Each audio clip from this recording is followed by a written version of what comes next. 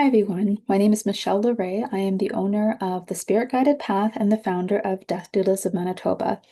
I have been a death doula now for almost 6 years, and it has been a tremendous journey. And I'm so grateful to be able to offer the Death Doula program, which will begin again in January, which is already full, but you have time to still sign up for the spring 2026 session.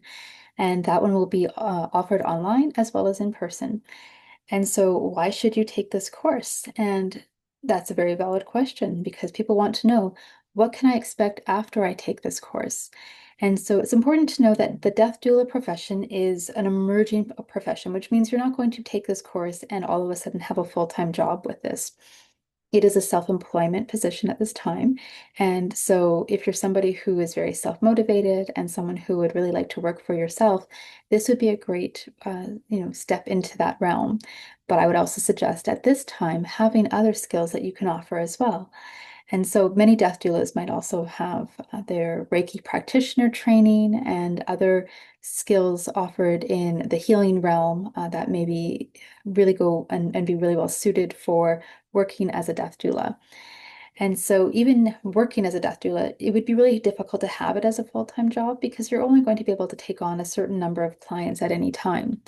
And so it's a very unique position to be in, but it's also one that is extremely helpful to our community. Being able to offer education and support and assistance to those that are facing a life-limiting illness, as well as supporting their loved ones, is a wonderful way to give back and to help people face it, what can be a very challenging time with, the strength and the courage that they need. And sometimes just having someone along the way to offer that support and that guidance can be incredible in terms of the difference as to how they feel and how they're dealing with everything that comes up.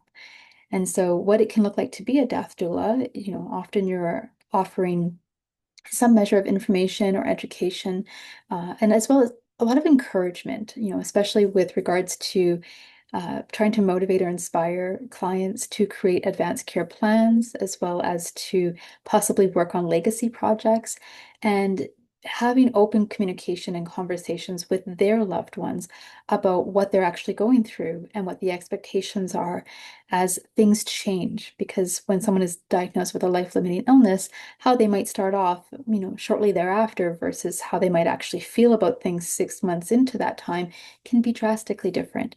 And so having updated conversations and making sure everybody understands what the person who's dying would like can be very helpful to avoid any conflicts or difficulties between loved ones as things progress into a place where the person who is on the trajectory towards death, as they are no longer able to speak for themselves. And so becoming a death doula is an amazing journey. If you've ever felt called to work with those who are facing a life-limiting illness or are facing end of life, this is a great time to step into that work because we can create a wonderful community of end-of-life doulas who are supporting and educating and offering options to the community that many people aren't aware of. One thing I get a lot is that people were not aware of the options that are available to them before, during, and after death. And so on top of that, having the resources to help people with their grief, this can make a huge difference for how people face that time. Because grief, especially in a death denying society, as we call it, a society that is not talking about death enough, becomes a grief phobic society where people aren't comfortable and don't know what to say to somebody who's grieving.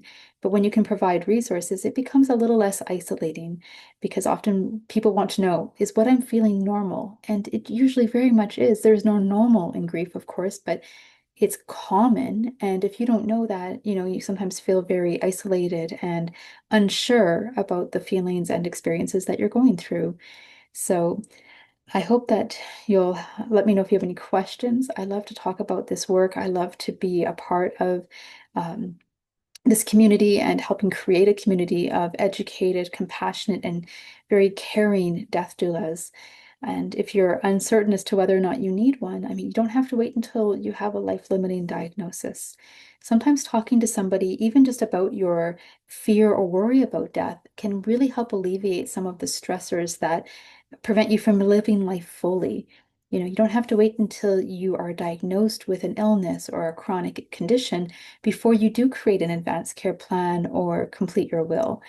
An advanced care plan helps, even for sudden situations that cannot be fully, thought of in the moment. It just happens, and knowing who to talk to and what your wishes would be, if you could speak for yourself, go a long way. And so, talking to a death doula, even today, even if you're not sure what you might talk about, you can gain the insight and the information that you might need to help you feel more comfortable living fully. It helps a lot to plan for death. You feel more comfortable. You know that the people in your life know what your wishes would be. There's no more guessing, and it makes a huge difference for how you feel moving forward. So, either way, I'm very grateful to help people in this community as a death doula, and I'm also really looking forward to teaching more students as we continue on. Thank you.